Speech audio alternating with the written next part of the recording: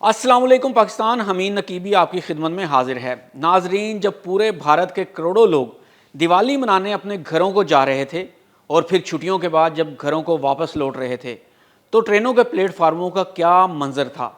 ایک ایک کلومیٹر لمبی لائنیں، بچے چیخ رہے تھے، عورتیں تھک کر بے حال، اور ڈبوں میں اس طرح لوگ بھرے تھے جیسے بوریوں میں آلو بھر دیے گئے ہوں۔ نہ بیٹھنے کی جگہ، نہ واش روم کی گنجائش، 24 گھنٹے کھڑے ہو کر سفر۔ اور ادھر بھارت کا پردھان منتری مودی جی وکرانت کے ڈیک پر کھڑے ہو کر کہہ رہے تھے، یہ ہے بھارت کی طاقت۔ ناظرین، طاقت یا تماشا؟ آئیے آپ کو بتاتے ہیں۔ جس ملک کے شہری اپنے ہی ملک میں ٹرین کی سیٹ کے لیے ترس جائیں، وہ سمندر میں پاکستان کو ڈرا سکے گا؟ کیا پتہ مودی جی کو لگا ہو دیوالی کی روشنی کم پڑ گئی ہے تو سوچا وکرانت پر جا کر کچھ آتش بازی ہی دکھا دیتے ہیں۔ لیکن یاد رکھیں، یہ وہی وکرانت ہے جو پچھلی جھڑپ میں پاکستان کے ایک ہی وار میں خوف کے مارے ایسے دم دبا کر بھاگا تھا کہ بھارت پہنچ کر ہی اس نے اپنا سانس لیا تھا۔ پاکستان کی ایئر فورس نے جب رافیل گرایا تو وکرانت سمندر میں کانپ کر رہ گیا تھا، اور آج پھر مودی پاکستان کو وکرانت کی طاقت سے خوفزدہ کرنے کی ناکام کوشش کر رہے ہیں۔ اب اگر بھارت سمجھتا ہے کہ وکرانت دوبارہ سے پاکستان کے ساحلوں کے قریب آ جائے گا تو بس ایک بات یاد رکھیے گا، پاکستان کے پاس ضرب بھی ہے، حطب بھی ہے، اگسٹا بھی، اور کراچی کے ساحل سمندر سے چند کلومیٹر کے قریب شہر میں چھپا ہے ایک بڑا اور خفیہ راز۔ اس کے علاوہ وہ سسٹمز بھی جنہیں پاکستان نے اپنی آخری دفاعی لائن میں رکھا ہوا ہے۔ تو سن لو ہندوستان والوں، اگر اگلی جنگ ہوئی تو شاید وکرانت کو بھاگنے کا موقع بھی نہ ملے، اور اس پر موجود جنگی طیارے اڑ نہیں پائیں گے، اور اگر اڑے تو سلامت واپس نہیں جائیں گے۔ ناظرین، بھارت نے ایک بار پھر جنگی مشقیں شروع کی ہیں۔ زمینی جنگ یا فضائی جنگ تو اپنی جگہ، پاکستان کی بری اور فضائی فوج تیار بیٹھی ہے کہ کب بھارت شرارت کرے اور پاکستان اس کا منہ توڑ جواب دے۔ لیکن آئیے دیکھتے ہیں کہ اگر بھارت نے وکرانت کو دوبارہ پاکستان کے پانیوں کی طرف بھیجا تو پاکستان کے وہ کون کون سے ہتھیار ہیں جو وکرانت اور دیگر بھارتی نیوی کے چتھڑے اڑا دیں گے۔ لیکن آئیں ایک نظر میں دیکھتے ہیں کہ یہ وکرانت آخر ہے کیا، جس پر بھارت کو اتنا غرور ہے، اور پاکستان کے پاس اس کا کیا توڑ ہے۔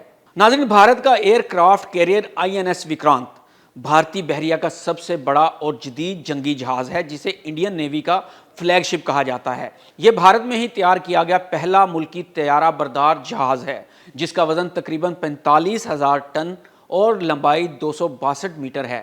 وکرانت پر 30 سے زائد لڑاکا طیارے اور ہیلی کاپٹر موجود ہو سکتے ہیں، جن میں MiG-29 کے جنگی طیارے اور ہیلی کاپٹر شامل ہیں۔ اس کی زیادہ سے زیادہ رفتار تقریباً 28 ناٹیکل میل یعنی 52 کلومیٹر فی گھنٹہ ہے، اور یہ جدید short take of but arrested recovery system کے تحت کام کرتا ہے، جس کے تحت طیارے کم یا چھوٹے رن وے سے اڑان بھر سکتے ہیں۔ وکرانت میں ریڈار، ایویڈنس، جدید ڈیفنس سسٹم اور اینٹی ایئر کرافٹ گنز اور الیکٹرانک وارفیئر آلات نصب ہیں، جو اسے جنوبی ایشیا میں بھارت کی سمندری طاقت کی علامت بناتا ہے۔ لیکن ناظرین، کیا فائدہ ایسی سمندری طاقت کا جہاں لڑنے کا عزم اور حوصلہ ہی نہ ہو؟ حالیہ پاکستان ہندوستان کی جنگ میں وکرانت کراچی کے قریب بھارتی حدود میں موجود تھا، اور پاکستان نے جیسے ہی پہلا رافیل گرایا تو وکرانت کے پسینے چھوٹ گئے، اور یہ فوری طور پر دم دبا کر بھاگ نکلا، اور پیچھے مڑ کر یہ بھی نہ دیکھا کہ جو رافیل سندور لینے پاکستان آئے تھے وہ خاک بن چکے ہیں۔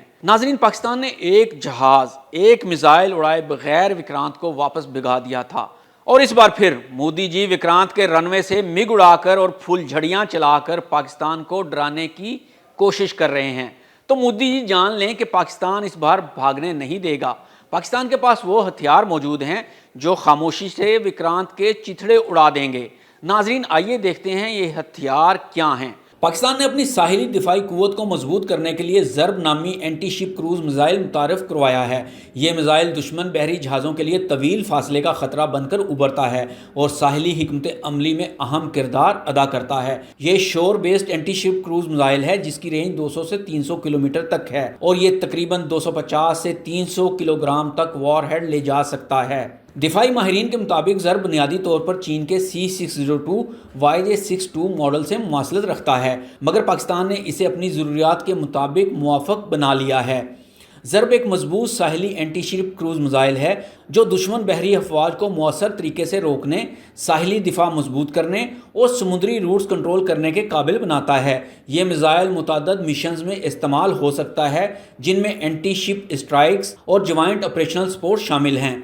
اور اب بات کرتے ہیں پاکستان کے سب سے خوفناک اور خطرناک ہتھیار کی، جو سمندر کے اندر رہتے ہوئے ہی خاموشی سے دشمنوں کی سانس بند کر دیتا ہے، اور یہ ہے آبدوز اگسٹا 90B۔ ناظرین، یہ پوشیدہ آبدوزیں اپنی نوعیت کی خوفناک مشینیں ہیں۔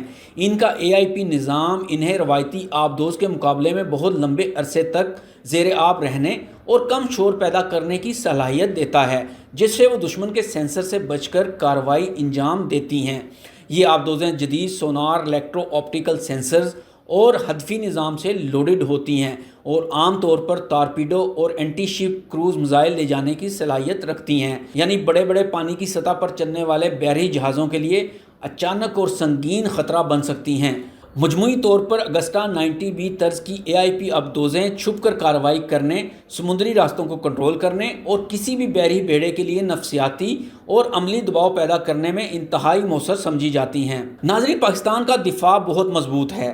ہندوستان ایک چھوڑ کر 10 بھی INS وکرانت پاکستان کے پانیوں میں بھیج دے، پاکستانی نیوی انہیں تہس نہس کر دے گی۔ اس کے علاوہ بھی ہندوستان والوں سن لو، کراچی شہر میں پاکستان ایئر فورس کے 2 بیس بھی موجود ہیں، جہاں پاکستان کی جدید ترین ایئر فورس پاکستان نیوی کی سپورٹ کے لیے ہر لمحہ تیار رہتی ہے، اور ان دونوں بیسوں سے پاکستانی جنگی جہازوں کے انجن سٹارٹ ہونے کی دیر ہوگی، اور وکرانت تو کیا، کوئی بھی خوفناک جنگی بحری بیڑا بھاگنے پر مجبور ہو جائے گا۔ دوستو، جنگ صرف دھماکوں کا نام نہیں، دیکھنا یہ بھی ہے کہ قوم کتنی متحد ہے، لوگ کتنے محفوظ ہیں، اور قیادت اپنے لوگوں کی فلاح کو ترجیح دیتی ہے یا صرف عوام کو دکھاوا کرتی ہے۔ وکرانت شاندار ہوگا صرف بھارت کے نزدیک، مگر شاندار چیزیں حقیقت میں وہ نہیں جو ہمارے ٹی وی سکرینز دکھاتے ہیں، بلکہ حقیقت وہ ہے جو بھارتی عوام کی قطاروں، بچوں کی تھکن اور ملک میں دنیا کا گندہ ترین ٹرانسپورٹ کا نظام۔